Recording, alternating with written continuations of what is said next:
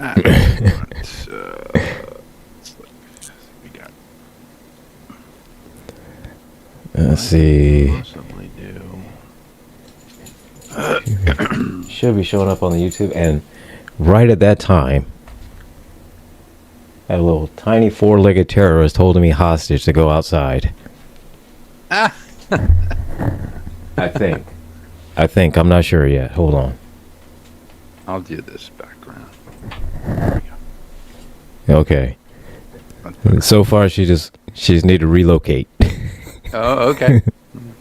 As long as she doesn't have flatulence, like oh no. Not like a Alucard. Yeah, no, not like that, man. Whoo. Because apparently from how that morning, I put you should rename the dog Alifart. So. Oh, George, I'm not going to rename my dog Alifart. Okay. No problem. Okay. Oh my gosh. We're on YouTube. It should be showing up on YouTube. Yep. Okay, we see. We're live on TikTok. Let me get myself moved over into that one. And so now we're about to start up into the radio. We go up in the radio. And then you get to show on the road. And we're starting almost on time. About like a minute. I have 3 o'clock. So. Oh, well, then we'll go with that, because right at that time, that's when I hit the button to go play. So here we are. It's 3 o'clock, Sunday afternoon, and you're watching and listening, and quite possibly you're going to enjoy the Rules of Nerdquisition. I am one of your hosts today. I am the Angry IT Nerd. I am Gilbert, and I am here. Well, unfortunately, Gretchen could not make it here today, so instead, replacing her is the greatest co-host ever. He is my co-host on the Helpdesk and on Model Citizen. He is Techno George, a.k.a. George. George, how's it going, man? Say hello to the people. Hello, everyone. I thought you were going to say, that you were like, oh, God, George is here again.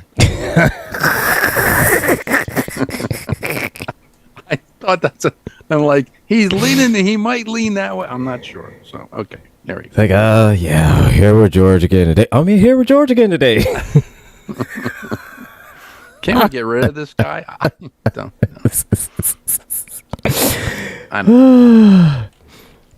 know. So, we are here. We're talking. What is today? We're talking. I forgot what we're talking. We're talking Obsession. 13th episode of the second season of Star Trek, the original series. The original series, Obsession. Obsession, yes. Yes. And to keep up with Gretchen, her KD ratio.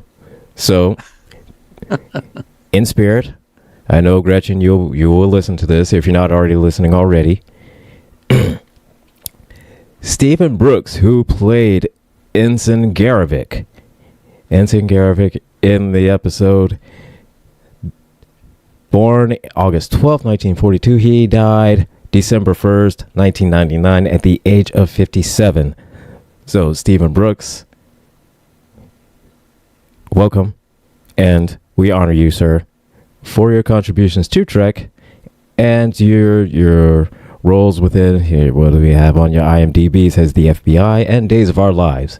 So, again, 100% keeping in spirit with Gretchen, even though she could not make it here today. She had some family issues. So we are here.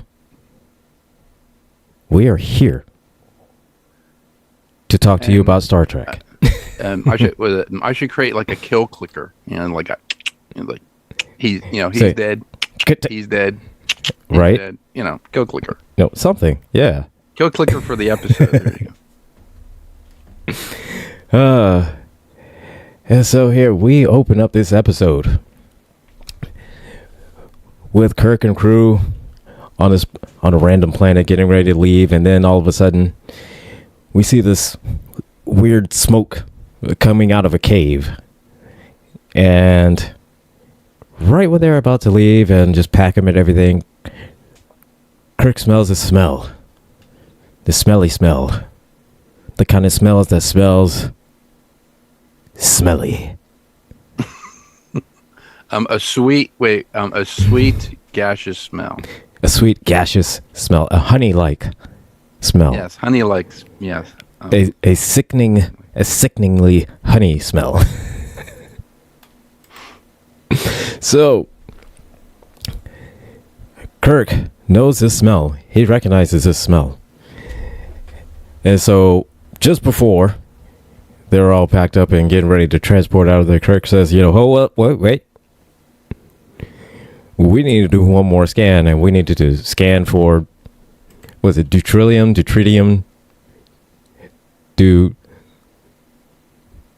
Deuteronomy, Deuteronomy ding dong. One of those. One of these things. Could be on the periodic table. We don't know. One of them could be. Not sure which one.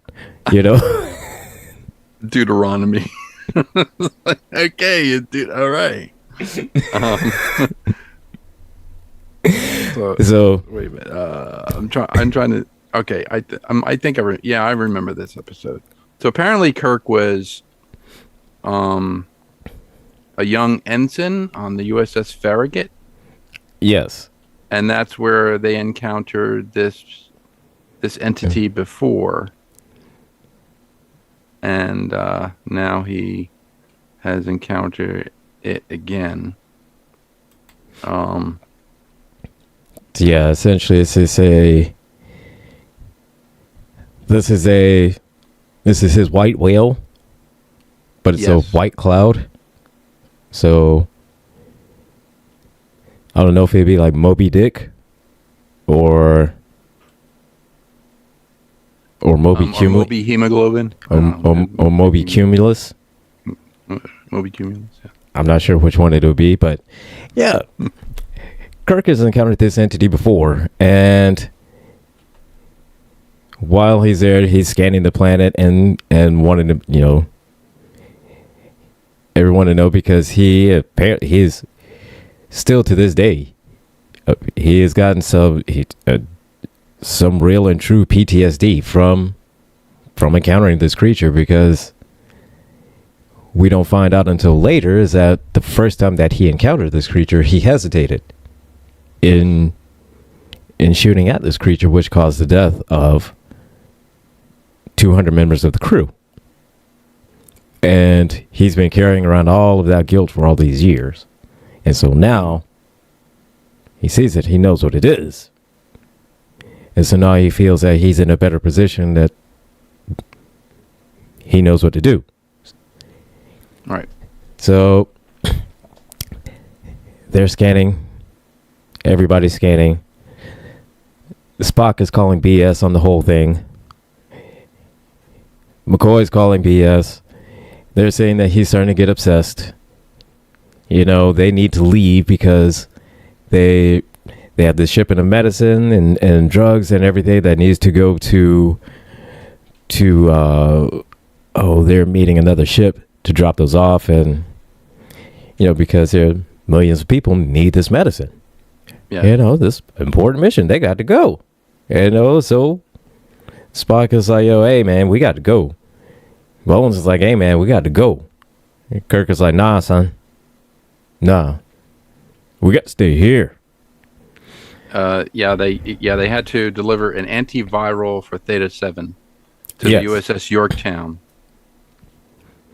You listen to me, you get you miss all the details. Yeah. That's why George is here. Go. That's why George. That's why George is here to fill in the details. Oh, sorry. Okay. Because I'm bad at filling in details. Hey, Jay Thomas. No, Gretchen had some had a family emergency she had to take care of, so she is not here today with us. So again, Kirk is here, and he is he's obsessed with destroying this cloud. You know, this white cloud. Has no clue what this cloud is, where it comes from, you know, what's going on with it. You know, nobody knows. We don't know. It's just a random space thing. Just a random space thing you're going to. Yes. The cloud basically finds its way onto the Enterprise, I believe. Goes through the ventilation system, I believe. Yes. Finds a way through into the vents, and it gets away into the Enterprise, and then it causes, and that's then hilarity ensues. You know, that's when all of the proverbial shit hits the fan, so to speak, you know. And moment. Bing bing. Oh, well, see. Swear jar clicker.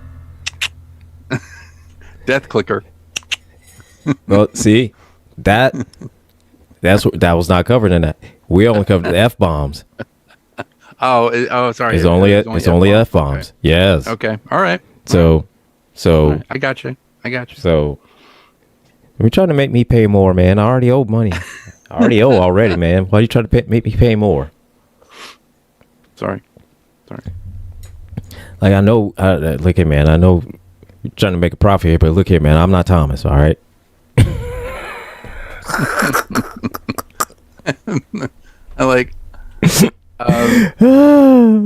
I love Thomas dearly, you know, as a friend, and you know, and as a boss. But if he were on this, you know, episode, we'd be talking about He-Man, Masters of the Universe, or Teenage Mutant Ninja Turtles. So.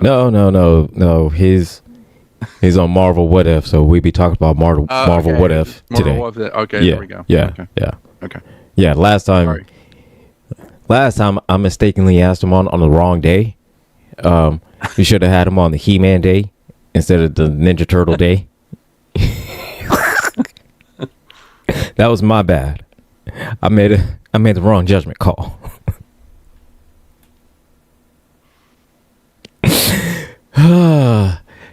Yeah, but you know, so while Spock and Bones were, you know, doing their assessment on Kirk, because they could clearly see that, you know, this cloud thing was driving him nuts. He was going crazy, and you know, wanting scan after scan after scan done, and sending team after team down.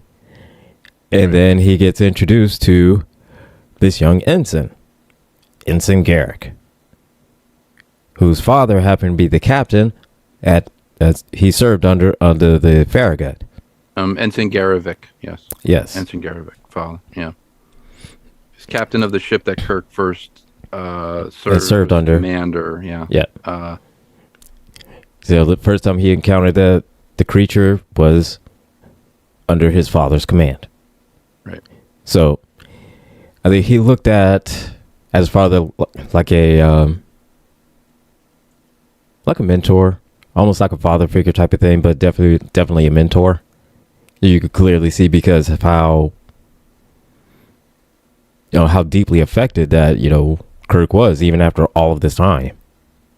Yeah, I mean, you know, the creature, you know, did kill half of the crew of the USS Farragut. So. Yeah, that is true. Yeah, so, and he carries around that guilt because, yeah, like I said, he hesitated in firing on it.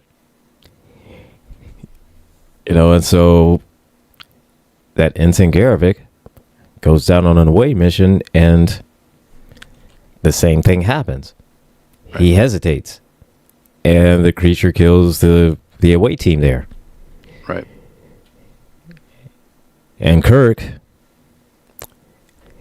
and again, you can see this is something that was eating him up, and this is, again, this PTSD that he's got, or something that he's holding on to. So he flies off the handle, just about with the ensign hesitating, because he hesitated. Right. And so you can see it's kind of like he's never forgiven himself. And so he's taking everything out on this ensign, which for him is taking it out on himself, because this is how he's been feeling all of this time. And so, it's unfortunate the ensign had to be the recipient of it, but yeah. I think he was given accommodation for bravery, and he continues to blame himself for the deaths of the crew. But he said Kirk maintains that the creature posed an urgent threat, even yelling at Ensign Chekhov, because he's so obsessed with this. But I believe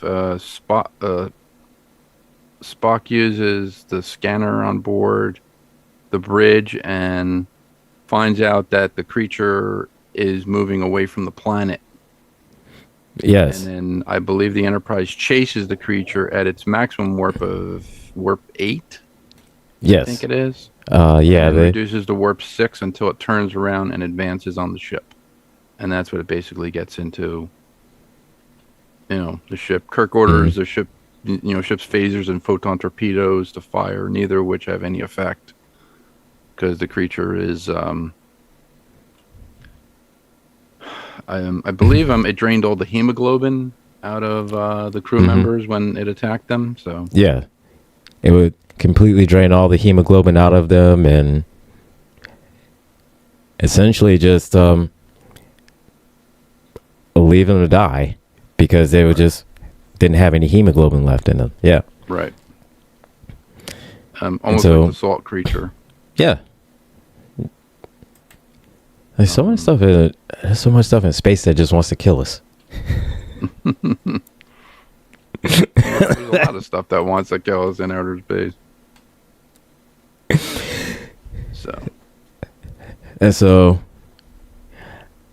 And here's the thing. The thing about it is that, all right, here's this cloud creature, just doing its thing, not bothering anybody, just doing this cloud creature thing, sucking hemoglobin out of everybody.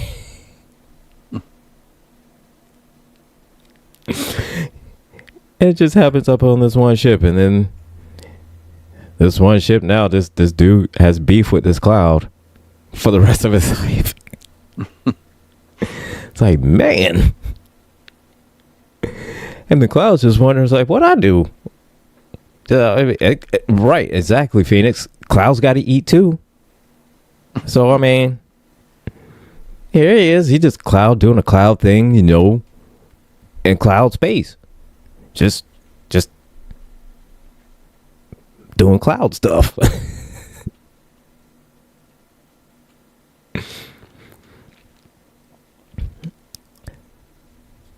So yeah, the creature gets on board, causes a ruckus. Everybody, people just left and right falling down. No more hemoglobin. Could you explain ruckus, sir? Said ruckus. From Breakfast Club, remember? Could you explain the could you explain the ruckus, sir? You want another weekend? Yes.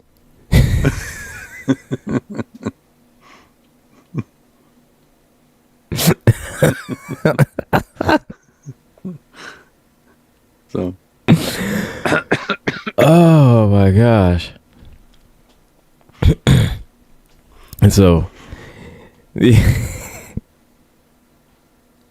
as the creature is running amok and is causing such a ruckus on board, Kirk and crew and everything and everybody, they deal with it, and then Kirk finally comes to deal with all of all of the everything he has been carrying around, all of the guilt, and he's been carrying for all those years of feeling that he got half of the crew killed because he hesitated. Right. But then come to find out is that all the weapons they have don't work. Just have absolutely zero effect on it. So then Kirk realizes that, there was nothing I could have done. Yeah. So now you can start to see, now he's starting to forgive himself, because now he sees that even now, with everything being more advanced than it was then, we have nothing that we could have fought against it. So yeah, I think there's an exchange between him and Garavik where he says, I'm sorry that I hesitated, sir, and he goes, you know what, I hesitated then, but you know what, there would be no change. I think because I remember him saying, no change. Yeah, there'd be no change in it. If I hesitated then or you hesitated now, phasers are not going to do it. Photon torpedoes are not going to do it. No. It couldn't even stand. I mean, the creature couldn't even. It actually passed through the Enterprise's shields grid and got into, the ship. Yeah, just through the little vents and cracks and through the matter. It passed through matter. So yeah. But I think I remember I remember them getting the plasma. They got like blood plasma that McCoy created, and they created some sort of an antimatter bomb, and they put it. They put it. It was like in a little, like a jar thing. Well, with like a. Yeah, like a little magnetic, like a little dispersive, or whatever. Yeah, yeah, like a little dispersive, explosive. Bomb. But yeah, I forget where did they put it on a planet? I don't. Yeah, remember. they went because for whatever reason, I think apparently Kirk had some kind of. I'm not sure if it's like some kind of telepathic, instinctive type of communication back and forth with it, or I'm not sure. I'm not sure if he even really knew himself, but he knew like this creature's, it what it wanted to do, even though it couldn't, effectively communicate, but it knew its intentions. So it says the creature finally leaves the ship, believing it to be heading to the Tycho system to spawn. That's right. Yeah. And then Kirk and Garavik beam down with an antimatter bomb. And then with the creature about to envelop them, Kirk and Garavik beam away and the bomb explodes. Yeah. They annihilating the entity. The entity, of course, is made out of matter, and when you put matter with antimatter, then of course there's going to be an explosion. Boom, boom, boom. And so then that happens. They take the drugs off, and everybody say, and Kirk saves the day. And then he decides that he's going to tell this young ensign stories about his father. Which I don't know if you want to do that. I mean, hey, but that's on you, Kirk. That's on you if you want to do that. Another great thing to come out of Canada was William Shatner. There you go. No, it's William Shatner. That's William Shatner. Sorry, Shatner. Sorry. It's William Shatner. Rules of Nerdquisition canon. I mean, if we, if we ever go to like the Ticonderoga, thing, and we go there as GCPR, and we're saying William Shatner now on this, program, and it's always going to be. He's going to go, oh, you're those guys. Yeah, of course. I mean, I don't care. I call him William Shatner to his face. I don't care. Okay. But Phoenix, yeah, Spock saved the day because the cloud tried to Assimilate his bloodstream, No. but they couldn't because he has The cloud tried copper in his to- blood. the cloud tried to suck on Spock, but it couldn't. Yes, he tried that. But the vampire, but the vampire cloud could not drain Spock, or at least Spock left a bad taste in his mouth. But otherwise, it would have straight up gone on a. That cloud was hungry, man. The cloud was hungry. The cloud was gonna. A cloud looked at the Enterprise and said, "Oh, Meals on Wheels." Fast food. Warp drive, fast food. Right. Love that fast food. He said, I'm getting it to go.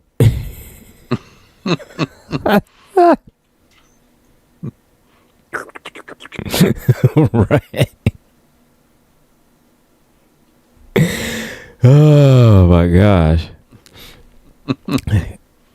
But yeah, overall, I mean, it definitely shows, like I called it, this is the Moby Dick episode where, clearly the title was right, obsession, because of Kirk's obsession with this cloud. And then coming to realize that, hey, there was nothing I could ever have done to begin with. So kind of like in First Contact when Lily goes into Picard's ready room and he's retuning the phaser rifle and she goes, hey, Captain Ahab has to hunt as well, right. And Picard says this is not about revenge, this is about securing the future of humanity. Bullshit. Right. Yeah. So we see that throughout we see throughout all the Trek, like Star Trek. Yeah, a lot of Trek. Yeah, and then and you see while Kirk's feeling was right, that this cloud, while gone unchecked, it could kill millions, billions, trillions of people, right. And especially since it's now it's going to spawn and there's going to be more of them, right. Yeah, so destroy it. Yeah, so while we understood Kirk's feeling on it, but at the same time, you're it's like you're going way too overboard, like a little bit too far with. I mean, yes, it's important. We need to destroy this cloud, but we got to take this medicine over to these people because this medicine and these drugs have a shelf life, and we've got to get them there now. Constraint. There's always like a secondary time constraint on Star Trek. It's like, well, we have to get this to these people or they're gonna die. But wait a minute, we have this. So there's always those, there's always like those two conflicting things there that, like, like the Klingons are gonna attack, or we went too much into the neutral zone or something, like we went too far into the neutral zone or something like that. Yeah, I know. Yeah. So it's always something. It's always something where you got to be two places at once, but you don't only have time to. With Warp 10, you could possibly do that. With Transwarp, you could be, in all places at the same time. Yeah, if you had Discovery, you had the Spore drive on Discovery, then yeah, you could pop in, pop out, pop in, pack. The Spore, just keep going back and forth. The Spore drive with Jet Reno, that was great. Like going, Jet Reno, school, but it still gets you there. Like going, that's great if you want to, Like if you want to use mushrooms, you know, to get you across the galaxy. Oh my god, yeah. It was Oh, let's see. This is in the chat, YouTube chat. Jackson said, as you guys, I'm guessing you said did see the live the other day with Tim Russ, yeah, actor who played Tuvok on Voyager. No, I didn't see it. I didn't even know. I didn't even know there was a live that was going on that Tim Russ was even on it. Oh, I didn't even know that. And here I am. I'm supposed to be a Star Trek fan. I didn't even know any of that. What's wrong with me? Oh my god. I dropped the ball on that one. I definitely dropped the ball on that one. So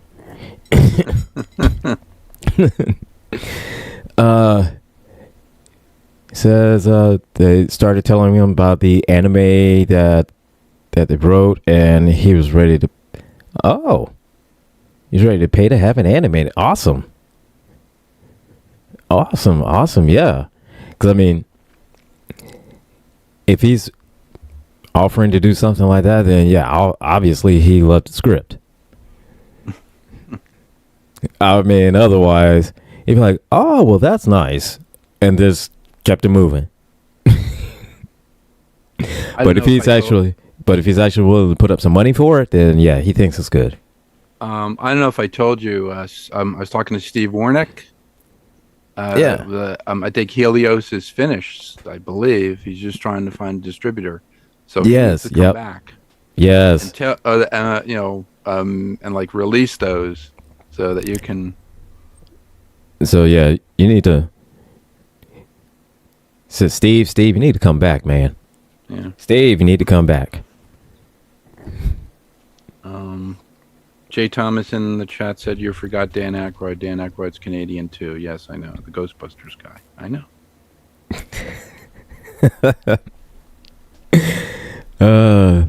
Yeah, the Ghostbusters. And wait, what previous sentence?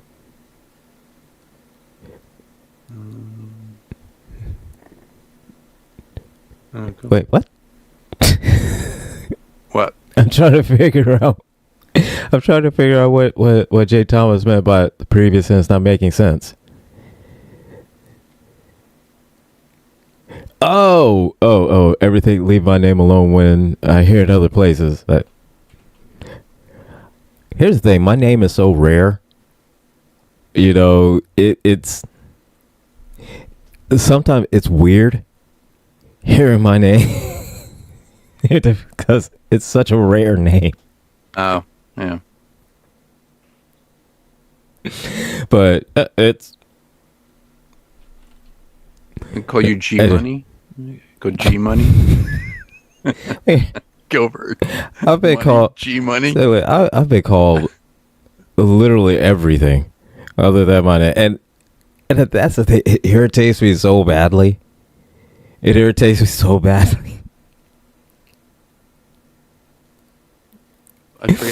forget what. You know, so whether she goes, are you doing Model Citizen with who's she mispronounced her name. I said no, it's Gilbert, and she goes, oh my god, and I was like, it's Gilbert, Gilbert, and she said, so what did I say? And I was like, you said something. I was like, what? Who the hell are you talking about? Like, so that it was like, honestly, I would put it like this. It hasn't been for like the past 5 years now. People have addressed me by my name, which is like, you know, relieving for me, because for like literally for like almost past before that, like 20 years beforehand, literally everybody called me everything except for my name. And I would get so heated with everyone about that. And I got just so many arguments, so many fights about it.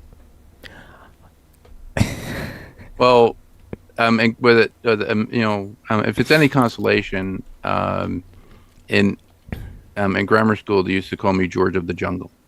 You know, they go George, George, George of the Jungle, watch out for that tree. And they go, hey George, watch out for that tree. Yeah, yeah. I would put it like this, man. For the longest, I hated Johnny Depp. For the longest, I hated Johnny Depp. Why? For one movie, What's Eating Gilbert Grape? What's Eating Gilbert Grape? Yeah. Then everybody knew my name then. Oh, yes. Mm-hmm. So then angry is better. I mean, is it easier for, angry? Because a lot of people just... Well, see, that's call you by your nickname. the culmination of all that. That's where the angry comes from. Got it. Now, it's like... So it's like, yeah. It's kind of like asking Mark Myers about the third model. It's like, what the hell is that all about? And he goes, well, it's da-da-da-da-da-da. And I'm like, we got it now. Okay, I got it. Now I know what it's called, the third model. It's like I could Gilbert Grape guy. It's like I could laugh about it now, but then, oh my god, nah. I hated Johnny for the longest. I hated Johnny Depp because of that damn movie. We'll just have to call you G Money. There you go, G Money. Like from I kept getting that from what's that movie? Oh my gosh. Give me a plot, I'll give you a name.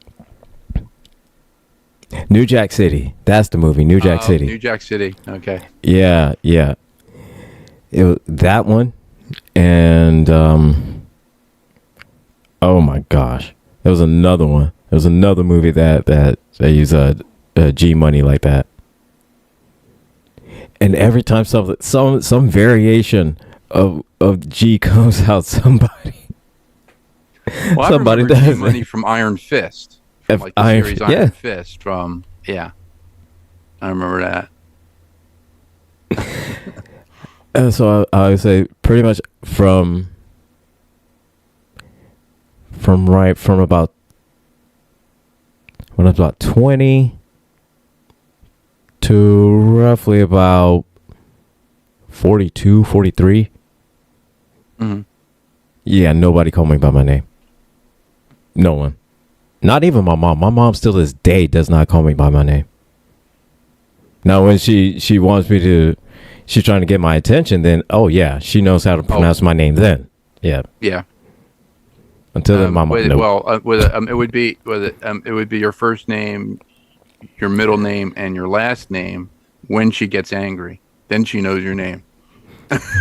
Oh, yeah. Go, George Joseph Dyer. Oh, yeah. So yeah. My name. Okay. Then, oh, yeah. Yeah, then, yeah.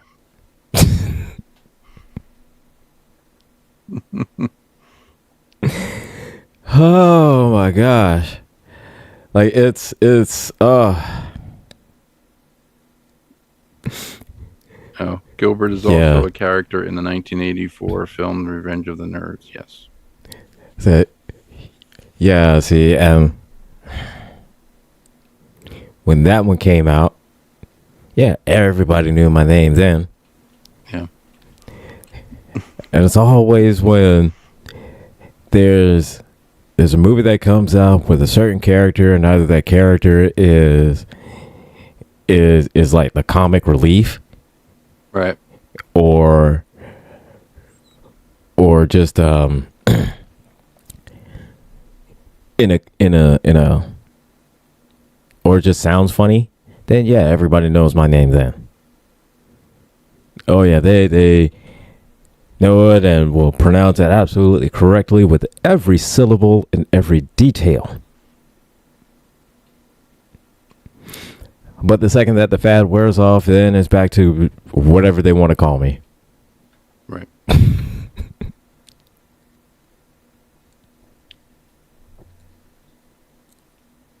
So it's like a bittersweet thing for me. Whenever something comes out that's popular with with a character that is like the bumbling idiot, but has the same name as me. Right. So it is what it is. George of the Jungle. So it is what it is. Oh. I sent you something through text for the Black Beauty. I use these things a lot. They're called Molotow. They're liquid chrome paint, but they're markers. Okay. They make it in a like an airbrushable thing, but it's like so nice. Like if you put that over, like if you paint something black and then you put the chrome over it. Yeah, yeah. It dries like a mirror finish. I got something like this. I mean, it not exactly. I got something like, but it's all silver. But it looks like like if you're doing the chrome parts on the Black Beauty and you cut off a piece that exposes black to it, you can actually replace that chrome. Oh, yeah. Oh, this is nice. Yeah, I'm going to have to bookmark this. Yeah. That is definitely going to have to bookmark that. Because, that. Expensive, but well worth it, I must say. So. That's the problem with the good paints. The good paint is really expensive.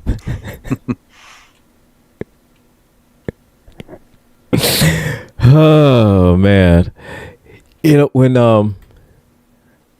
we were doing Model Citizen yesterday, and one thing you had mentioned was V. I was like, man, that's something we should talk about on Rules of Nerdquisition. All right. And so I was thinking about it, saying, you know what? Yeah. Let's talk a little bit about V. Okay. So anybody that's never seen V is short for visitors, but it's a series that came out in the 80s. Originally, the original series in the 84, yeah. Which essentially was like reptile people dressed like us. Came to, help our civilization. Give us technology, advancements, or, whole nine. But not really the case. That's not what they were doing, but that's not the whole plan. Yeah, so essentially they were trying to steal the water. Yeah. Steal our resources. And they had asked us to had asked us to manufacture raw materials for their ships or whatever, right? But to get certain chemicals. So they were making the chemicals at the plant, and they were taking them and actually they were bringing them up to their ship. They were just dumping them. They were just going for the water. That's all they were doing. And it was two TV movies. The first one was in '84, and then they did they did a series of it. The 2 hour it was like a 2 hour pilot. Yeah, like a 2 hour movie, and then they did the next movie. The next movie was like We Fought Back. No, sorry. It was a 2 hour pilot. So we had the hour where we saw them come to Earth, all this other stuff. The next hour, I believe, was us forming the resistance and fighting back. Resistance with Jay Grant and Mark Singer. Beastmaster. The Beastmaster.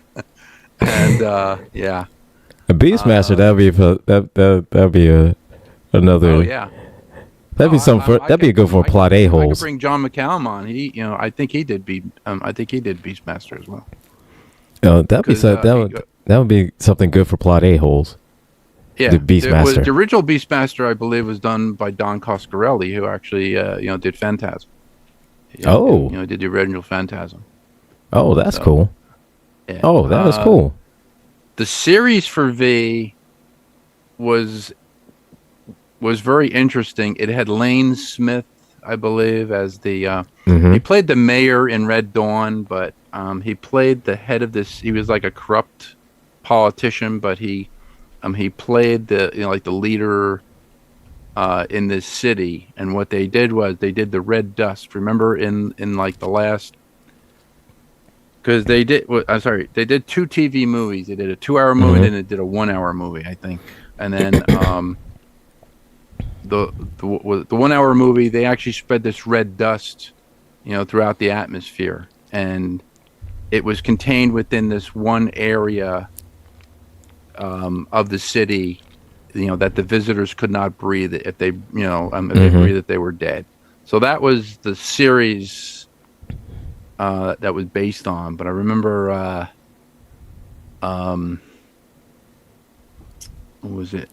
Um, Michael Ironside played a resistance fighter, and I think he knew Mark Singer's character, so they Right. they created armor piercing bullets because regular bullets could not pierce the skin of the visitors because they had like reptilian skin. I remember Mm. that. Yes. Because And then yeah, again, they're reptilian, but they were disguised to look like us. yeah, And yeah. the funny thing is that originally when it came out, right, for whatever reason, my mom would never let me watch V. She never will let me watch it.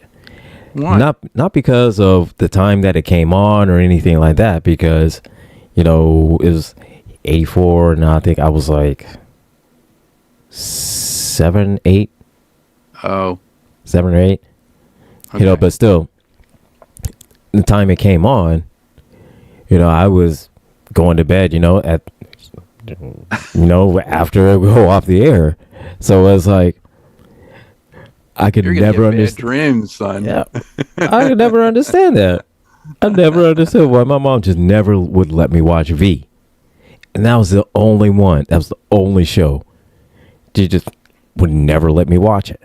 Yeah. Any other day of the week, not a problem. But when V would come on, I tried watching it so many times. And a couple times I got halfway through an episode and my mom would walk in and she'd see it and instantly after that was it.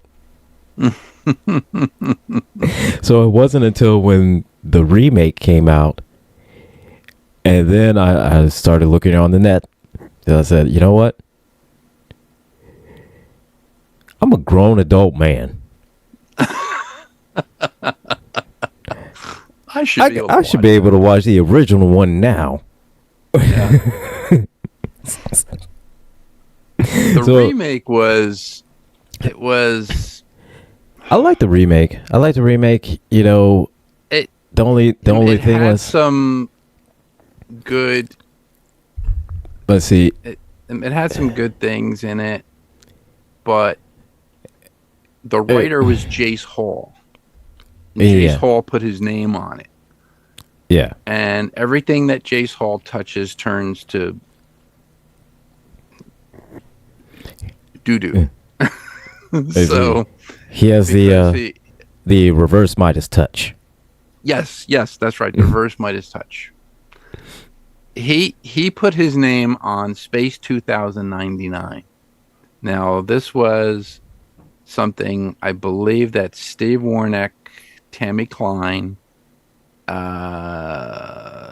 Wes Sargent, I believe, they were going to produce the series. They were going to do a sequel to Space 1999.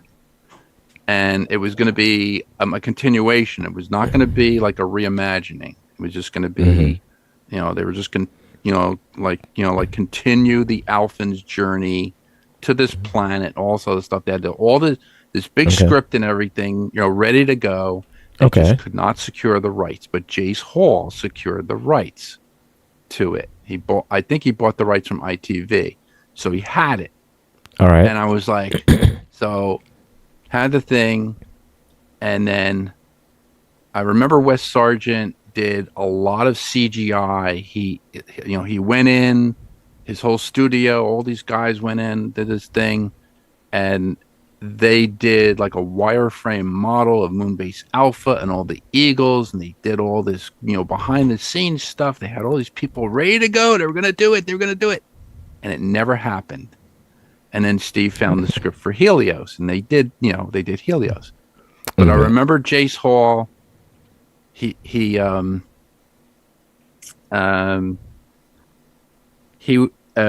was answering questions on the internet. There's a thing on Facebook about it, Space 2099. I remember that. And he didn't answer any questions. Like, he left people hanging. Well, we're looking into that. We're looking into that. We're looking into that. He just basically bought the rights, so he figured that if somebody wanted to develop the series, they'd have to pay him an enormous amount of money to get the rights. All right. And he'd have all this money, and then people could just do whatever the hell they wanted with it. And that's why I didn't like the second or the remake of V. I just didn't like it. It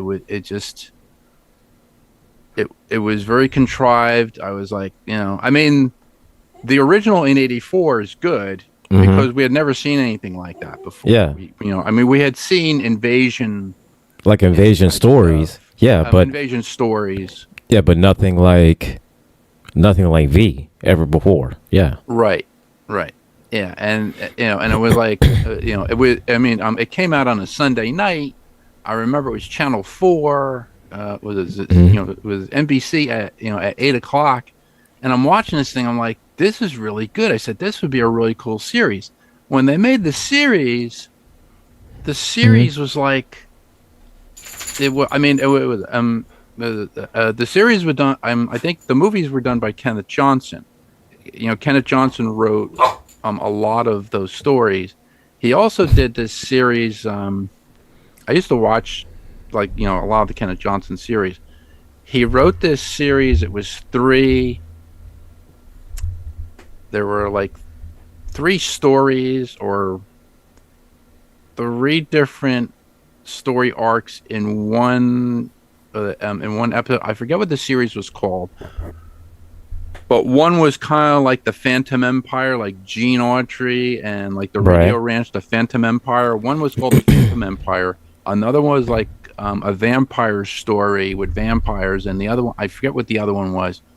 But it was this episodic TV tale, and I was like, "This is really good." It's like, and then they just never continued it. And then all of a sudden, V came out in '84, and I was like, wow, this is. I was like, oh, this is written by Kenneth Johnson. I was like, okay, this is good. And it was. Yes. It was very good. Yeah. The characters really, cared about the characters. That I think they had Jane Badler as Diana. She was the. Believe so. Because she was like the head of she was like the queen, the queen of all of them. Yeah. And oh my gosh, hang on, I got a doggy. all right, doggy dog, tiny terrorist that is holding me hostage to go outside. All right. Let's see. Jane Badler, yes. I'm going to look this up right now. Jane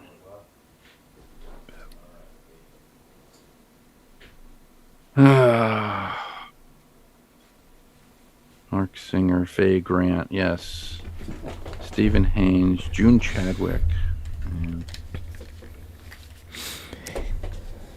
All right. So, Yeah.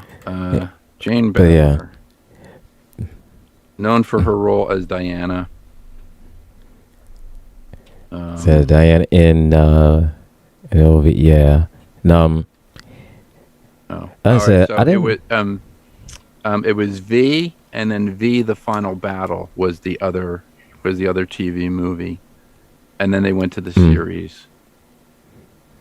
So V: The Yeah. Final Battle was the Resistance fighting back. But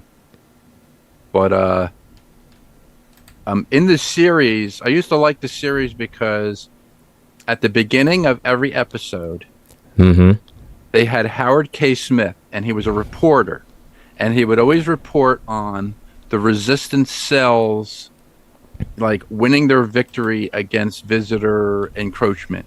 And one was like, Right. well, they well, the hero of the resistance tonight is blah blah blah from Texas, from like the Texas resistance cell. And I used to love that. That was awesome. And then they would go into the episode. So Yeah. Jane Badler played Diana.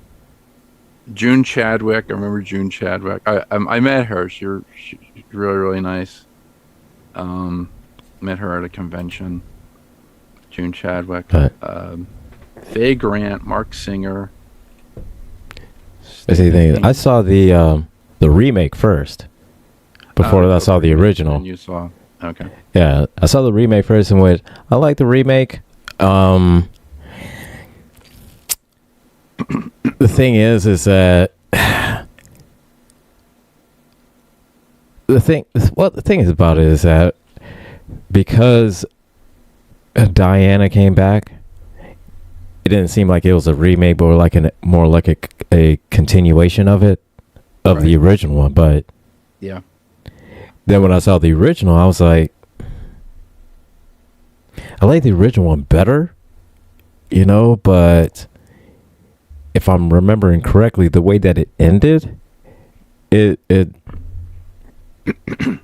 way it ended, it shouldn't have ended with any kind of continuation. Right. Like if I remember because in the series they had Diana, and then they introduced Charles. Mm-hmm. Yeah. I believe who was played by Riegert. I can't think of his name. Yeah, let me see. Charles. But they had Charles and Diana because Charles and Diana. Duncan Rieger. Yeah, that's it. Yes. Duncan Rieger. And they they had that, and then June Chadwick played Lydia, I believe.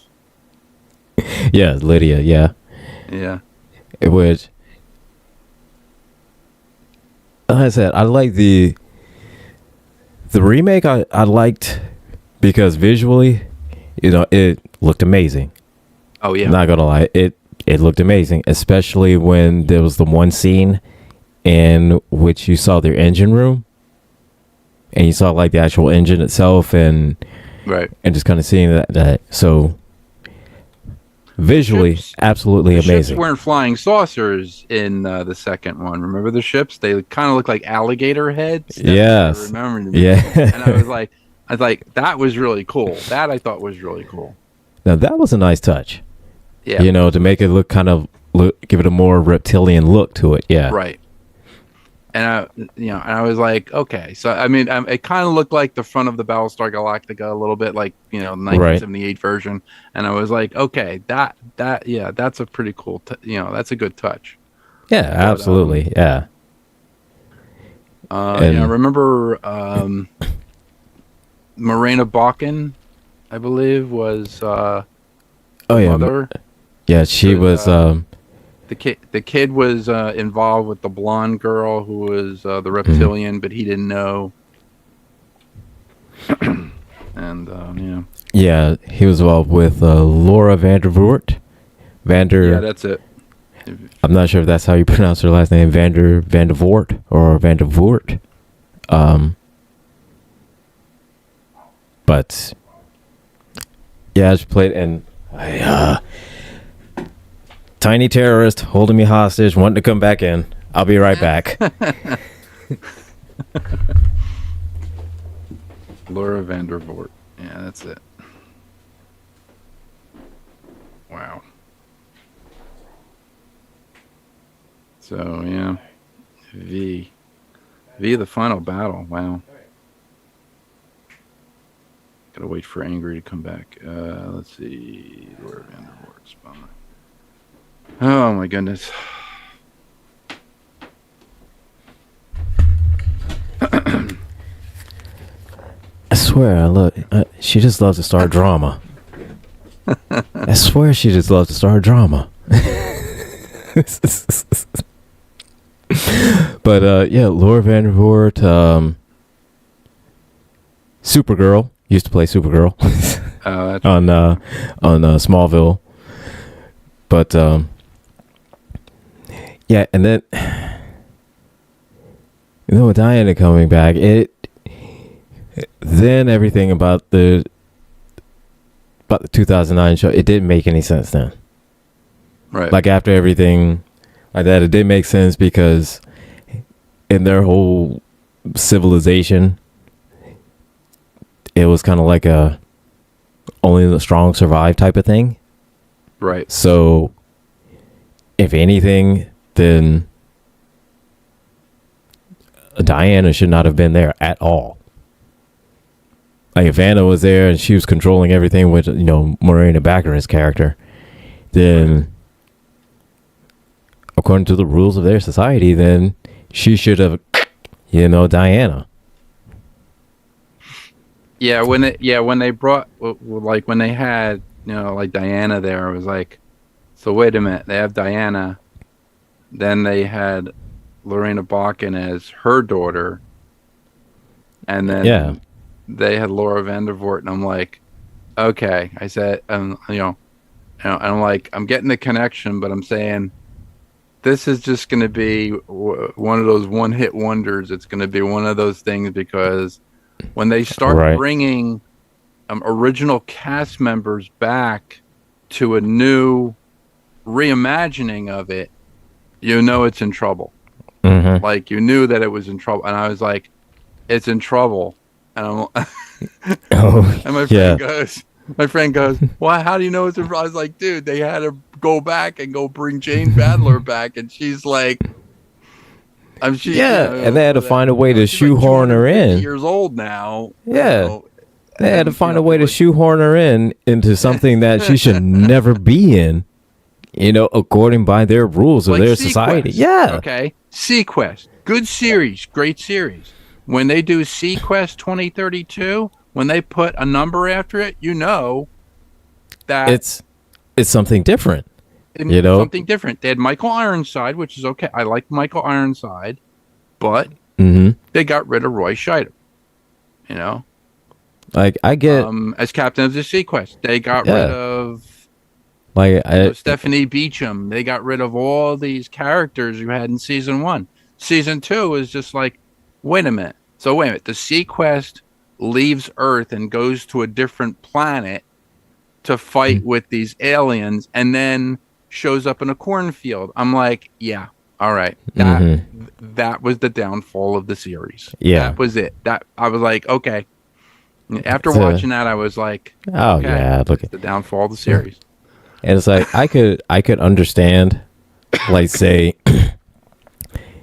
if it's something new, like a new take on it, and they want to dedicate the first episode to like a passing of the torch type of thing. Right. I get that. You're fan of the original thing or whatever, and you're not 100% sure about how this new thing is going to go. And then if you see like, a familiar face that say, hey, this is good, then psychologically it's going to trigger something in your head and say, okay, I'll give it a chance. I mean, the only episode I really liked was with the daggers. I thought the daggers were really cool. Mm-hmm. Yeah. Like when they introduced that. And then I was like, okay, well, Sequest hasn't been around for a while. So all the nations of the world basically, created this war. So there was like this war underneath, the ocean. And I'm like, okay. Right. And all of a sudden I was like, nah, it's I mean, it's just not happening. It was just, I don't know. It just sucked. Time. Yeah. So a little after 3. Let me reset the show, and then Sure. I got drama to take care of. So this I have 4. Did So- you set your clock? You set your clock forward? Yes. You said it's a little after 3. No, it's a. Did I say 3? I meant 4. Okay. Did I a say little after 3? 4? Okay, good. Okay, just want to make sure. So you are here. You are listening and watching, possibly watching the Rules of Nerdquisition streaming on Rules of Nerdquisition YouTube channel, also on our GCPR YouTube channel, and of course on the Villains Guild TikTok channel. So subscribe, subscribe, to our TikTok, Rules of Nerdquisition. Subscribe to our YouTube, Rules of Nerdquisition. And I'm here, and I'm with Techno George, aka George, filling in for Gretchen because she had an emergency she had to take care of. And so we're here. We talked Star Trek Obsession, Season 2, Episode 13, the original series, where Kirk had his white whale or white cloud, and he took care of that cloud. So now we're talking V. V for the Visitor. Final Battle and V the miniseries. Yes. I will be back in just a second because I have a 4-legged tiny terrorist holding me hostage.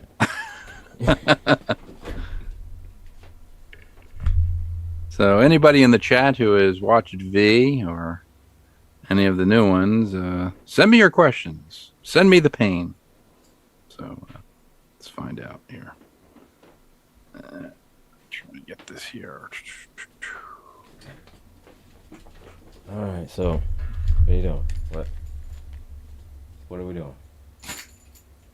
What are we doing? Okay. So no, it is not time yet. Stop. Okay. I'll find a spot, cop a squat, and wait for Daddy to finish up, okay? All right.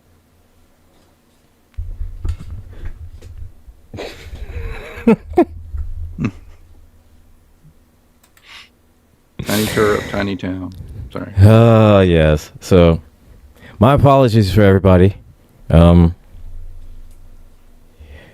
yes, I had a little bit of doggy drama I had to take care of real quick. So, sorry everybody for the pause in the show. But otherwise, but otherwise, I like V. Yeah. The original definitely was better. The new one was good. I like the new one.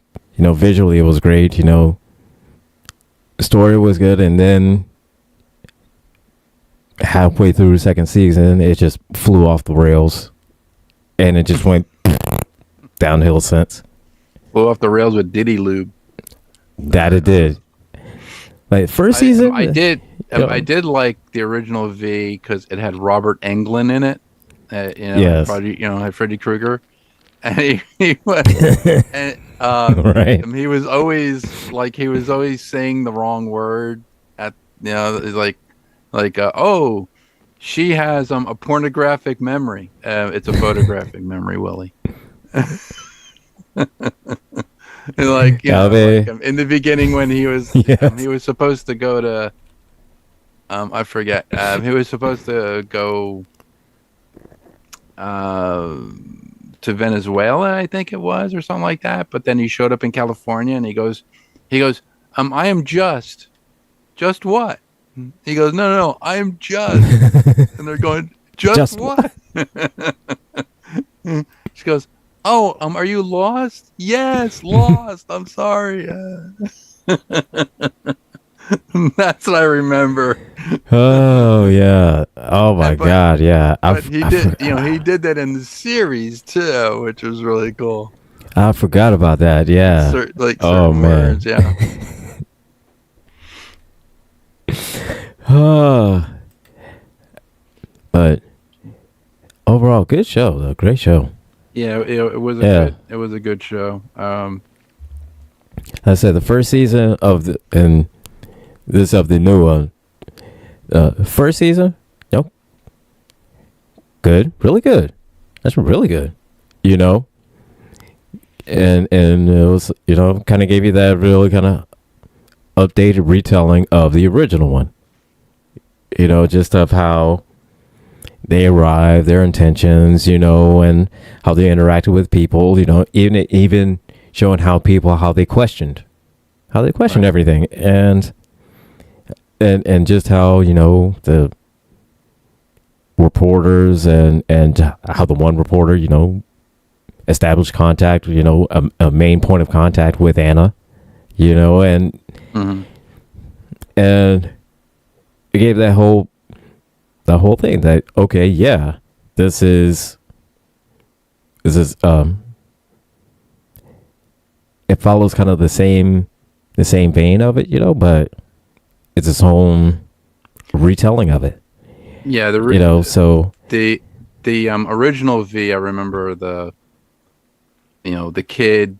Was it he was living with his Jewish grandfather, his family, and stuff like that, and he became like hmm a Nazi.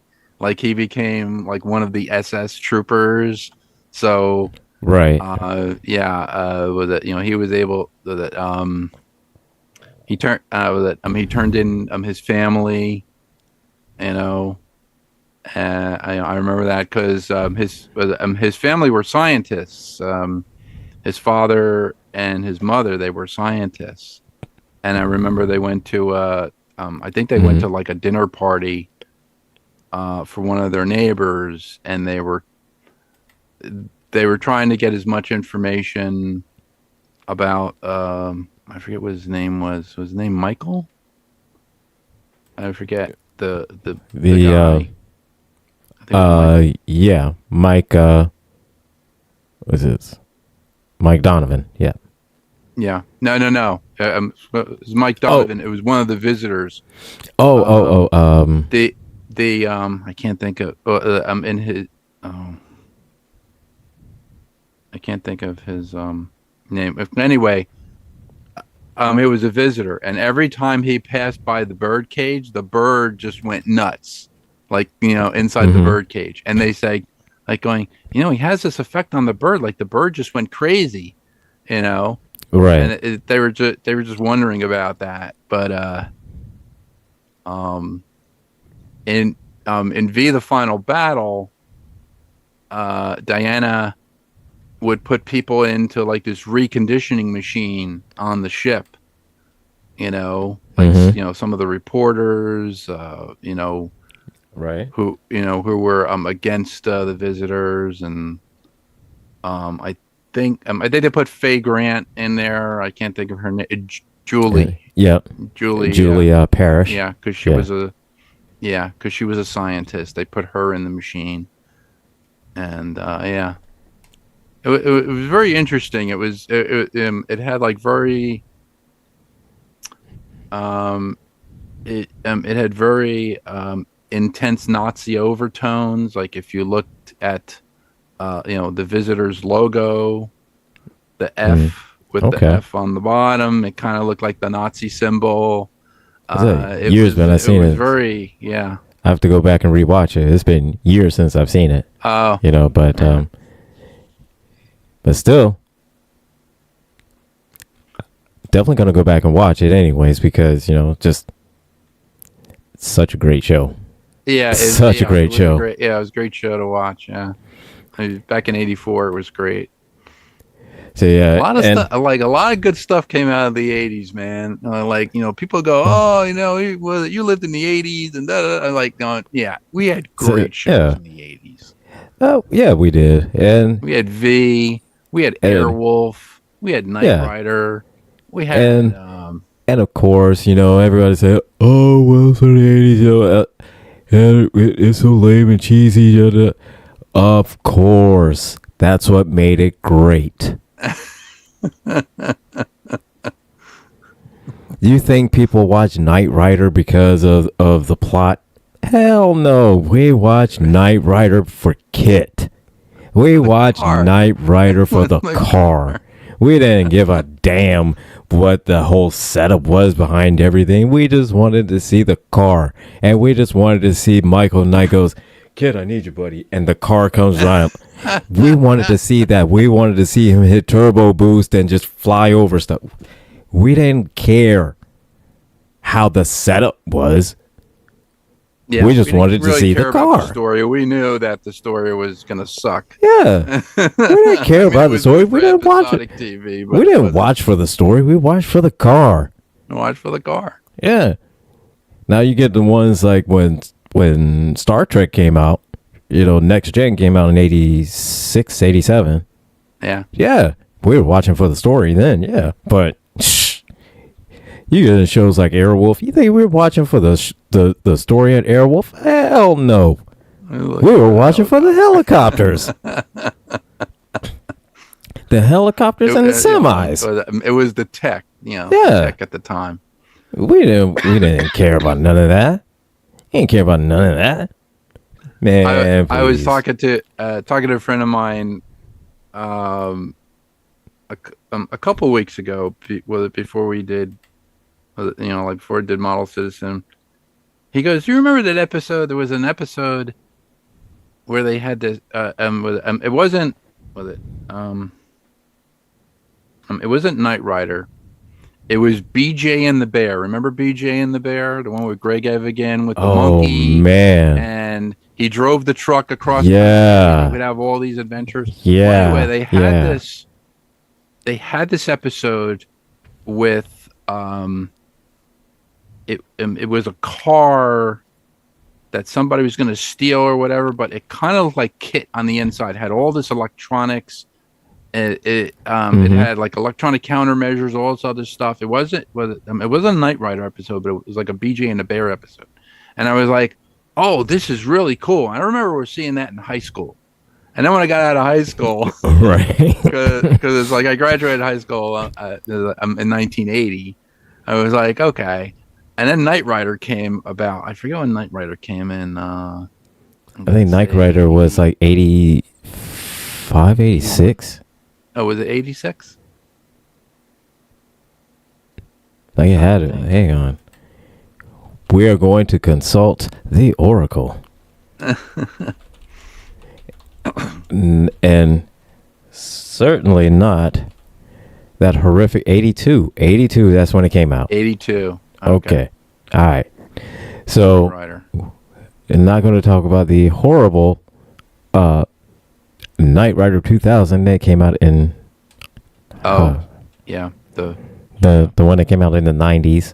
Oh, the Knight Rider was... Oh, God. The Pontiac Banshee, was that called? Or the Pontiac... I forget what that thing was called. The Pontiac... the Pontiac. I was like, okay, yeah. That just wasn't going to do it for me. So, no, the worst one for me was the Team Knight Rider. Oh.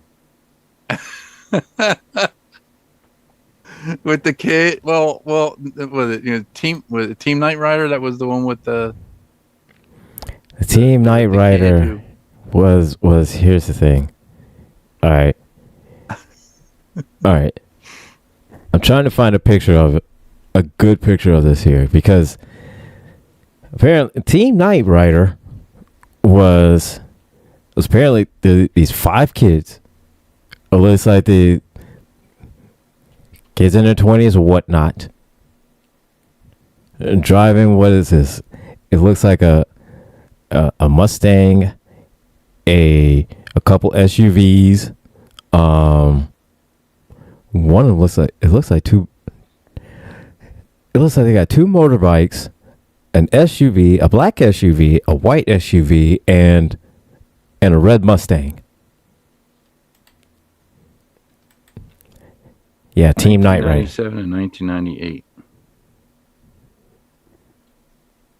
Okay. Yeah, I think the only reason it ran up until 98 is just simply because it came out like November 97. It came out November like 97 and it ran into 98. I think it ran into a brick wall because it was really bad. Oh my God, this is horrible. Dude, I've never seen this. I have to watch it though. Oh my God, I remember this one vividly. I do not remember it. Thank you. Oh my Thank you God. for sparing me. No, I remember this one because this came on Saturday nights. Saturday nights at like 11. Like 11 at night or like midnight. Oh. Like it was Thank God I didn't see it. like you had to be a fan and want to watch it. Okay. Like to see Team Knight Rider. And the only reason I even would catch Team Knight Rider is because that was the same time Doctor Who would be playing. So that I would be flipping that's probably through. Why? Yeah, because Doctor Who was on Saturday nights at 11. And by Doctor Who. yeah, that's the only reason why I know about Team Knight Rider, because I'm flipping through channels and and getting to the channel for Doctor Who, and I see Team Knight Rider. I'm like, the hell is this? And I used to watch Cobra. Was it? You remember Cobra? The one with the car. oh my God, I remember, but I don't think I've never seen it though. It had this guy who was like a driver. He was driver for a crime syndicate, and he crashed with. He was doing. He was a thief, so like they were all thieves, and he was driving this thing. He crashed into a wall. He lost his memory, and they basically this secret organization, of course, took him out of the hospital, and they restored his memory somewhat, but they basically recruited him to drive Cobra, and Cobra was this it was like this futuristic car. It was a Hold on, I think I'm looking at it right here. It says when it has Michael Dudikoff. Hang on. Yeah, Michael Dudikoff, James Tolkien, Sandra Nelson, Sam J. Jones.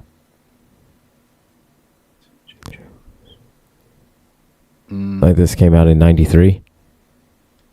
Wait, I'm looking for Cobra TV series.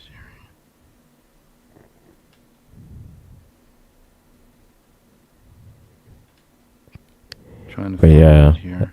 that's what it looks like. Not sure. Because there's so many Cobra series. It's like one that the movie. Oh, no, that's not the one. It was it called Cobra? I forget what it was. Is that the one with Sylvester Stallone? No. Oh, no, that was the movie. Never mind. Was it Cobra? I don't think it was Cobra. It was something.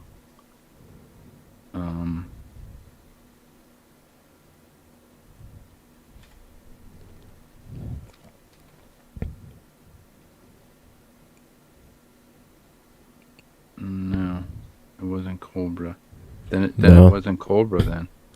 But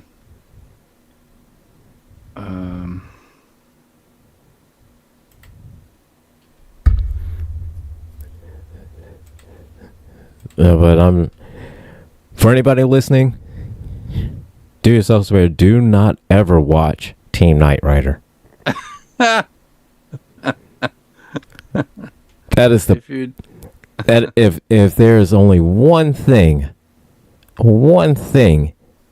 that I can say that anybody will ever listen to and it's just one thing that just on good faith that I can say, do not watch Team Knight Rider.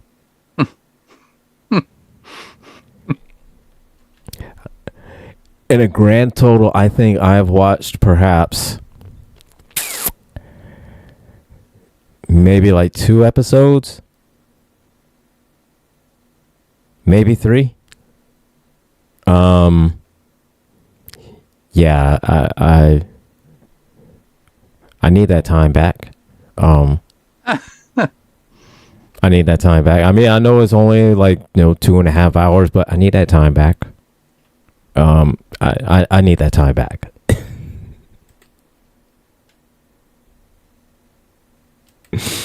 Oh my god! now this thing is gonna plague me. I forget what the name of the series was called. I thought it was Cobra.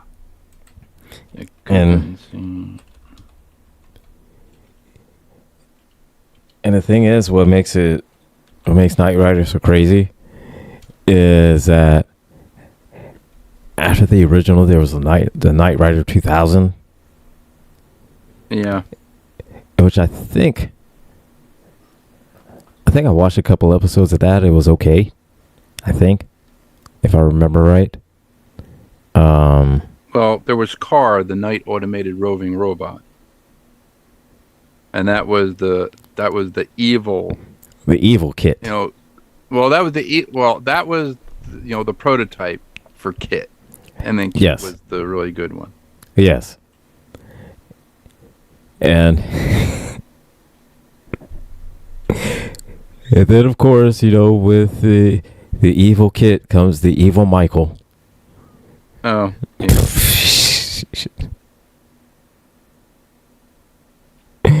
The Garth and Goliath, along with Carr, and I could never understand this. I didn't understand it then. I understand it now. Is you had Michael Knight and you had Kit, right? And you had Darth, whatever, Garth, Darth, and Carr. Oh yeah. So they drove the truck, which was called Goliath. Remember? Yeah, he drove Goliath. It had the same.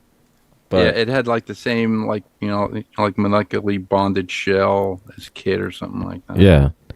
Missiles on the top. I was like, so okay. The only thing I always wonder is that why didn't Garth ever work with Carr? Like I get, Carr didn't want to be driven or anything like that. Okay, but you mean to tell me not once that Garth tried to reach out and say, "Hey man, I don't like him. You don't like Kit. So how about me and you work together and we take both of them out?" I found it. Viper. Oh yeah. TV series, The Viper. Oh, The Viper. Okay. Viper TV series. I'm like going. I know it had an R in it somewhere. I remember this. The car had is Viper, the TV series. Let's see. It went to the designer of the car. I remember the designer of the car. Yeah, he was. That's it. He was in a wheelchair. I remember the trunk had like some sort of a drone that would come out. And could help the car. Find different areas. Like a GPS type drone. Okay. But the car also had this thing. The bottom fairing used to open up, and it had some sort of like one of them was like a winch. It would it would fire. It'd fire like a piton with a cable, and it could pull stuff. It could pull cars out of the way, and then it had also this EMP pulse cannon that could open up on either side. But I remember that it could charge its batteries. The car actually had like a molecularly bonded shell, almost like kit, but it was made up of these little hexagons, and it would actually do some sort of like solar stuff. Okay. I got to pull up on IMDb. I think I remember this. I remember this show. Yeah. This was the one I used to watch too. I used to watch this one. I remember this show. Yeah. Yeah. It had off-road capability, like the chassis would lift up, and the wheels were like molecularly augmented. They could turn into like it would get extra traction on the wheels. If only the Cybertruck could do that, but like on snow, but I guess it can't. So look at man. I think everybody just wants a Cybertruck just to all shoot off into the atmosphere and explode.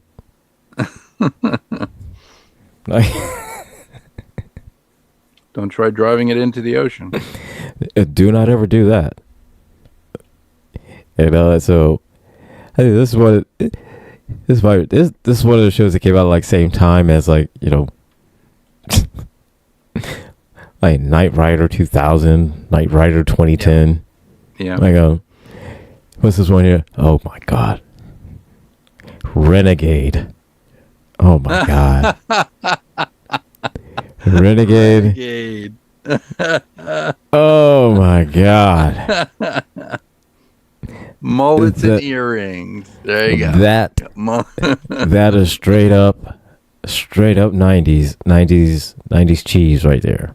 That is pure 90s. If anybody ever wanted to see what the actual 90s was like, yeah,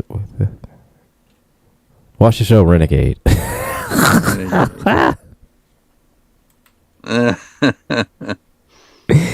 So you will see the absolute cheesiest acting you have ever seen in your entire life.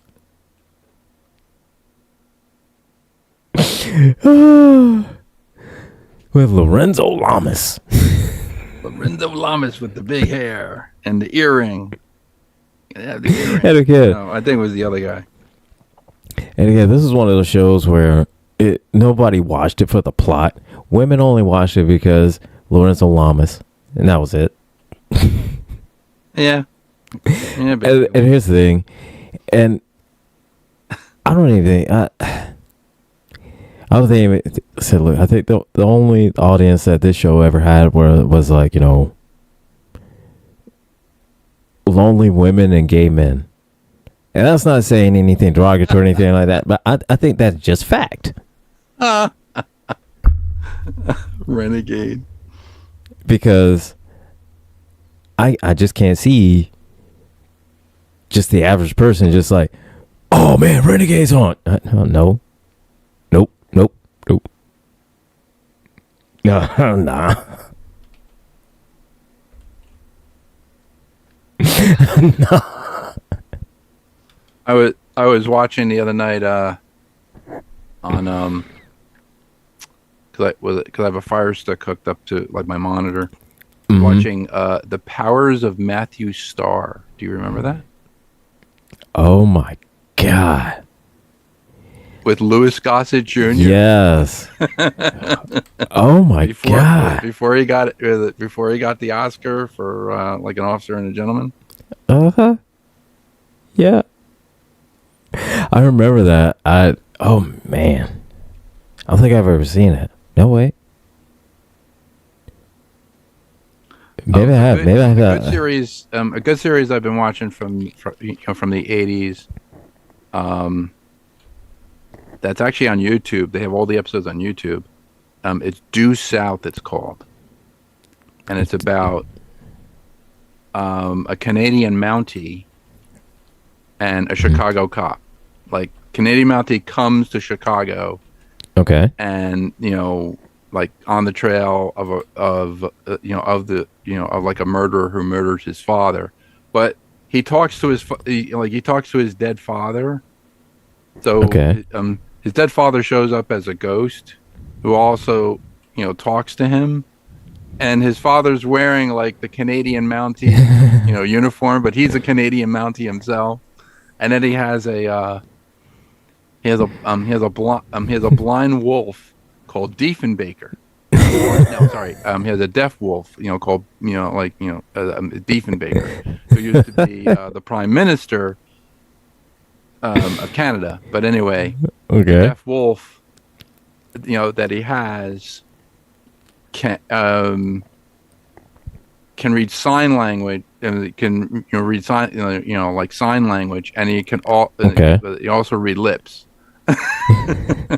It's a great series. It's called Due South. Got to see it. You have to check out like the first episode, and then you'll be it's a good cop, and it's like a good cop buddy like a good cop buddy show. I used to watch that back in the 80s. I'm looking at the IMDb on it right now, so yeah, I'm gonna have to check this out because this looks entertaining. This looks very entertaining.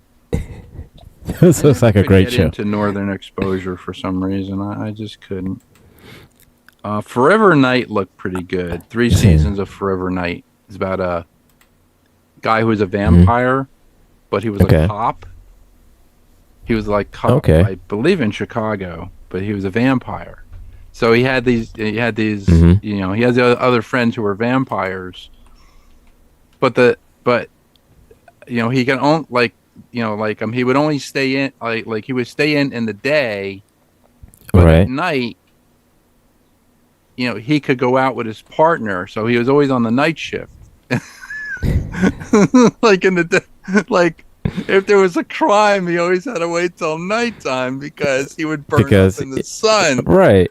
And the funniest episode, I mean, it wasn't supposed to be funny, but the funniest episode was when he's in court, and he's in night court, and all of a sudden the sun starts to creep in, to like through the window underneath the blind, to where he's sitting in like the witness stand, and he's like trying to move away from the sun so he doesn't burn up. Oh my god, it was just Forever Knight. Oh my god, yeah, I gotta check that one out. There was this he's saying that there was a show, I want to say it was in like the early 90s of Dracula, and it was descendants of Van Helsing that they were hunting Dracula, and in this telling of it, that Dracula, of course, he was a businessman, but he didn't, of course, naturally didn't go by Dracula, but his his alias was Alexander Lucard.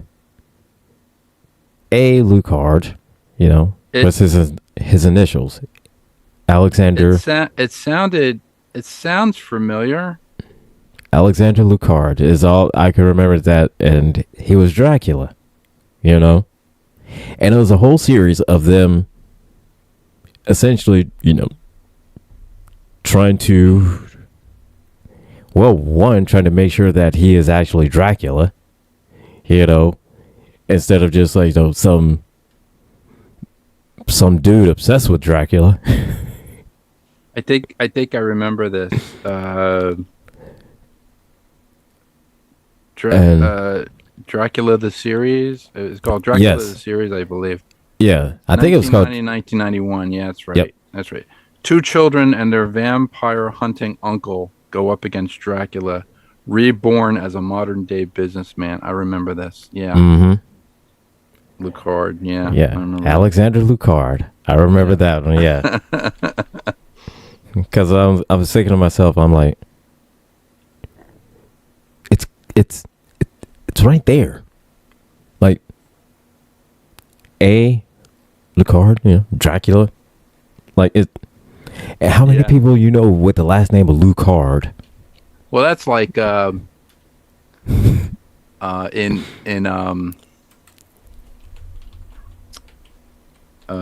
this in the original Star Trek series, Mr. Atoz in the library is A to Z. Mr. Atoz, Yeah. ATOZ. It's A to Z. Yeah. Yeah, A to Z, but they call him Mr. Atoz, and you don't pick up on it until you go, oh, he was in charge of the library, sending people back in time of the planet that was going to go supernova, Right. sending them back in time so that they could live out their lives, there, and it was A to Z. And then they did that in the movie Zardoz with like with Sean Connery. Yeah, I think Oh my God. Zardoz. Yeah, I'm getting that smile. Zardoz was the Wizard of Oz. That was Zardoz. So yeah, Zardoz. I mean, yeah. You want to see? He didn't do a lot of he didn't do a lot of science fiction. He did. I mean, he did Highlander. I mean, look here, man. Look here, man. After seeing that outfit he wore on Zardoz, he probably said, I'm not doing science fiction no more. Well, he wasn't. I mean, he was trying to be not typecast as James Bond because he was just typecast as James Bond. Well, everybody knew him.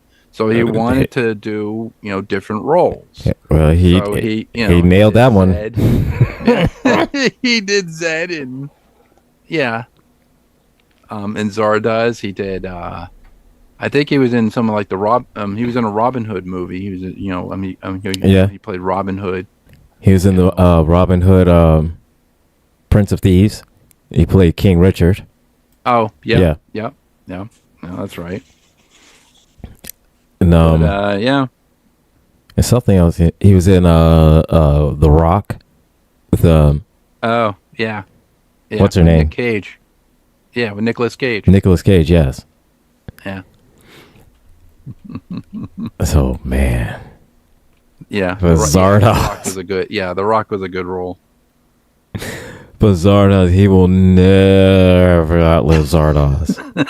Never. There's a model I'd like to build of the stone head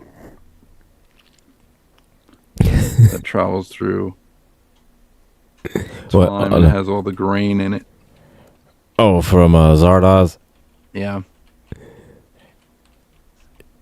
Oh, the penis my God. is evil and the gun is good. So, remember that. I remember buying that movie. I bought that movie. I was going out with some girl at the time, and I bought the movie, and we watched it. And she was like, "What the hell did you just show me?" I said, "Honey, this is 86 minutes of your life. You're never gonna get back." I did a review on Amazon, and I remember I was like, the trailer was better than the movie. I was like, this is like watching the Golf Channel. I got 86. It was 88 minutes. I got 88 minutes of sleep. So bad. The only thing I remember about that damn movie is just that outfit. That's it. The red outfit with the high go-go boots. Yeah, I remember that. Yeah, like I don't know anything. I do not remember anything about that movie. Nothing. I remember nothing about it. Only that outfit. That's it.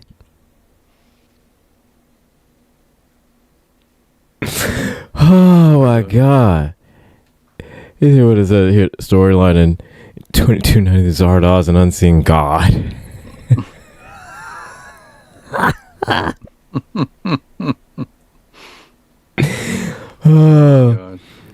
Yeah. It still kills me that Zardoz is Wizard of Oz. Yeah, Wizard of Oz, yeah. That's like Mr. Atoz in the library. Oh my God, but yeah, I couldn't tell you anything about this movie. I've seen it. I could not tell you anything about it. It's very like the only thing I just remember telling you is that. it's very cerebral. It's a very like it's a movie that kind of makes you think. Like you have to watch it, from the beginning, and you have to watch every bit of Oh it. yeah. And I'm like, but it was just so boring. I was like, oh, Yeah, like it's like imagine going to the movie theater and watching that, because I mean that was shown in the theater. oh my god. Listen, The best movie I ever saw in the movie theater as a kid was Mhm. Rollerball, the original Rollerball, because Okay. people were just cheering. I mean, it was like Rollerball was there in the theater. They were there, yeah. Like I was like, dude, It's like, holy. calm down, switch to decaf or something, man. It was really, Oh really god. something. But yeah, But it was. I think the first one I remember seeing like that was Batman, 1989 Batman. Oh, 89 Batman. Yeah. Because during that time I didn't go see movies in the theater a lot. It had to be like a special occasion. Mhm. Birthday or a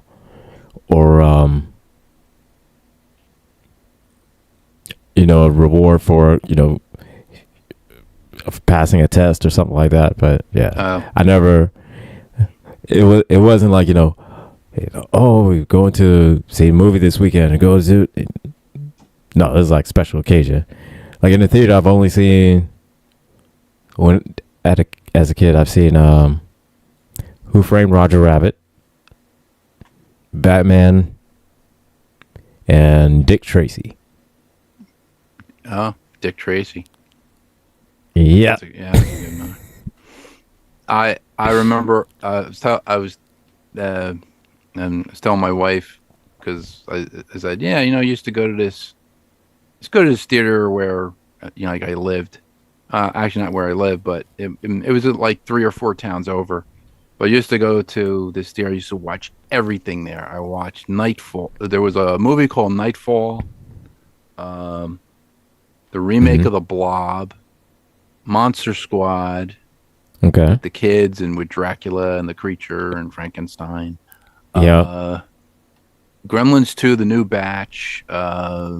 Gremlins, Ghostbusters. I was just watch all these movies, and some were Mhm. like very, very obscure, like Trick or Treat. You ever watch Trick or Treat? Oh The one with man. the headbanger, the kid in high school, and he gets Yeah. the was that Yeah. his idol is Sammy Kerr, this guy who basically commits suicide, but Hmm.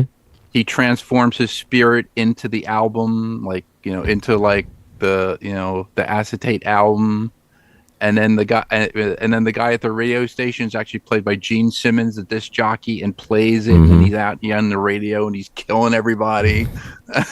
I was like, this is like totally 80s. I was Yeah. it was great. It was like great know. to just go to these movies and just watch them in the theater.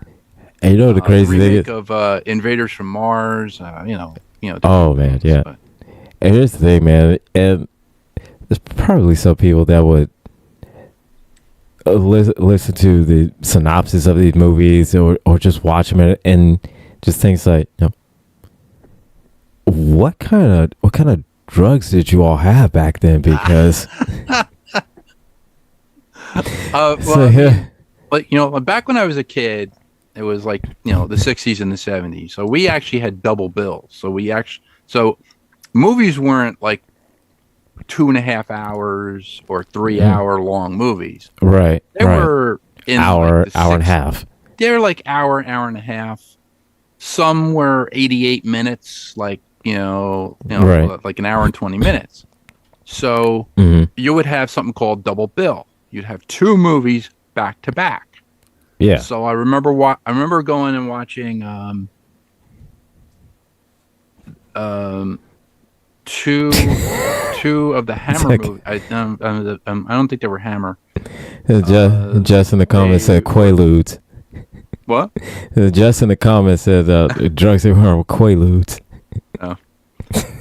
I remember watching the house that with the house that dripped blood and Tales from the Crypt. On a double bill, like 2 horror movies, and these these came from England. I'm like, okay, all right.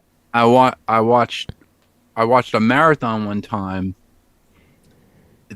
The original Planet of the Apes. Okay. Beneath the Planet of the Apes, and then Escape from the Planet of the Apes. I remember I watched 3 movies like back to back to back. I was like, wow, that was awesome. Yeah. And like watching them first run, man, it was cool. Did that with like the Bond films too. We watched with my father and I. We went to this, this theater we went to, and Dr. No, From Russia with Love, and Goldfinger. Nice. Like, wow. Right?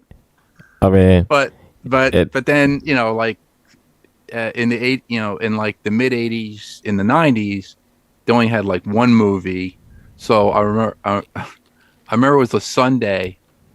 There was nobody around at home, all this other stuff. I was like, you know what? I'm just going to go to the movies. I went to go see Big Trouble in Little China. Good movie with Kurt Russell. Yeah. And Kim Cattrall. I enjoyed that movie. And then I drove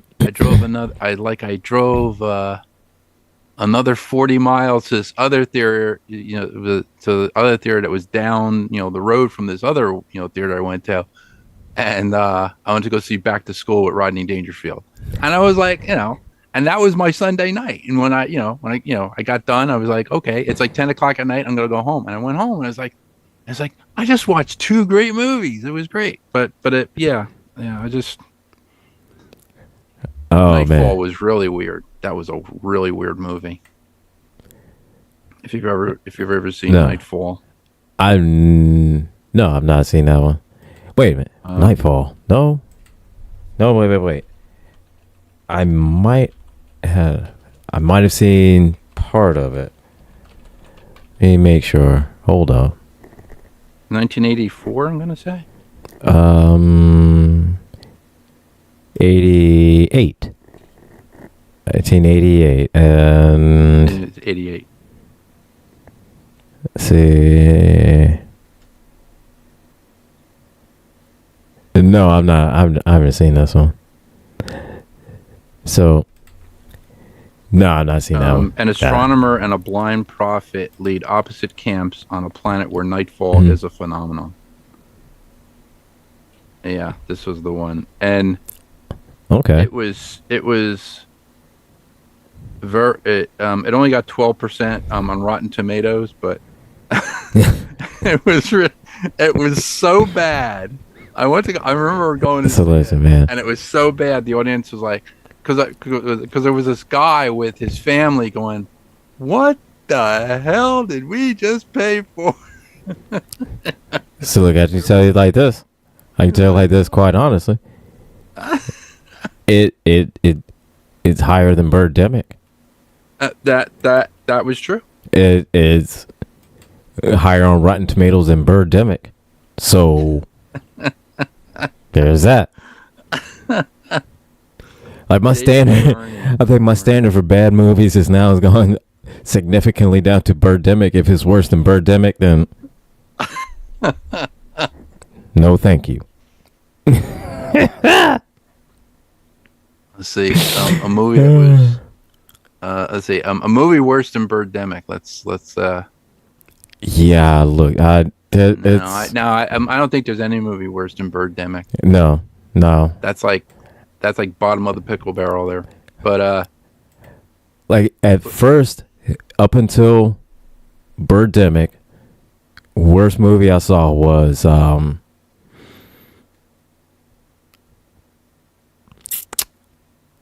it's a toss up between the Roger Corman Fantastic Four. yeah, that one. The the Captain America, the 91, 92, whatever one, that Captain America movie that came out then in the 90s. Oh yeah, the one with Ned Beatty. Yes. Ned Beatty and Ronnie Cox, who played the president. Yeah, that was a really bad one. Yeah, it was the Red Skull was Italian instead of German. Yeah, that's right. Yeah. That's right. Yeah. I remember watching that one on HBO, and I was like, wow. It's like this is I mean, it couldn't have been as bad as the Reb Brown, TV series where they had the clear Captain America shield. And he had the I remember that one too. Yeah. With Christopher Lee as the villain. Mm-hmm. So yeah, and then a toss up between those two and Spider-Man. Oh God. Remember that TV series? That was horrible. Yeah, and the Doctor Strange movie from 1970, 78, 70 something like that. Yeah, that one was horrible. Yeah. That one was horrible. And that we're coming up close to the end of the show. All these. Oh my God. Some of these ones I wish I could forget.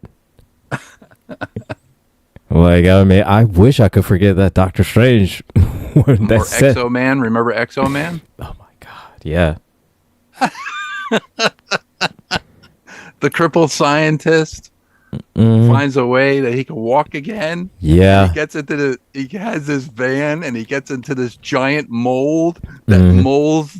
It comes down and it molds the thing over his body.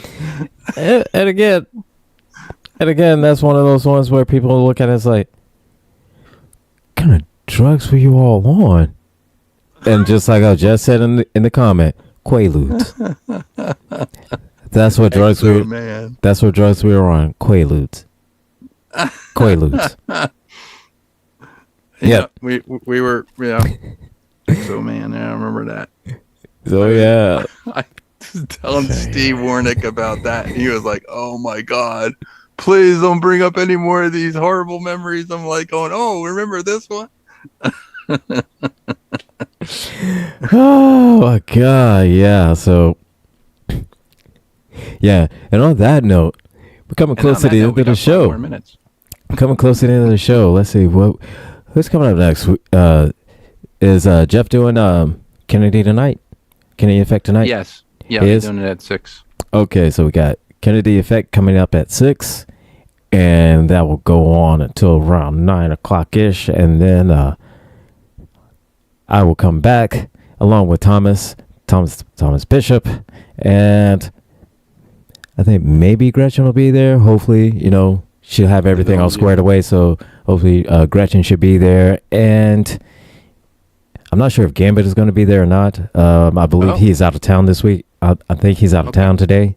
So I'm not sure he's going to be back. He may or may not. Not 100%. Okay. So, do you guys have a guest? I'm not. I'm not sure. That's a Jess question. Jess, do we have a guest tonight?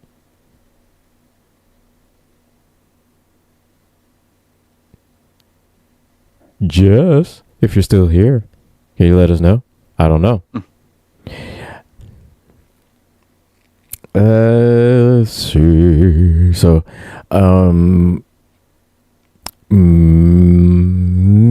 maybe.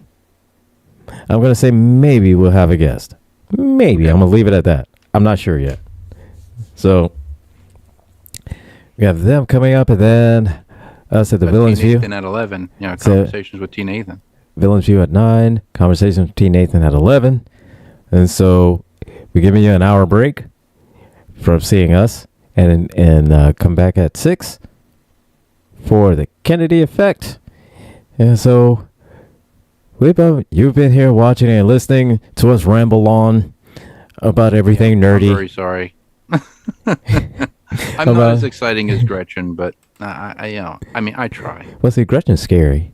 I think that people come to watch because they're scared because Gretchen's a ninja, you know. So you don't know what Gretchen could. You could just be walking down the street, and then all of a sudden you blink, and then you how Thomas would refer to you in the upper room, you know. She'll kill you, and then she'll go to work on you. Yeah. Like Ocean's 11. Right, and then because she's a ninja and everything's like quick and silent, you don't know when it's gonna happen. So she's scary. And I think people tune in. Gretchen's car would be the car, Yes. wouldn't it? Like Yeah. Oh yeah. Oh yeah. It would have it would have like the upside down cross hanging from the mirror. You're right. Right. Absolutely. So yeah, Gretchen's scary. Thank you.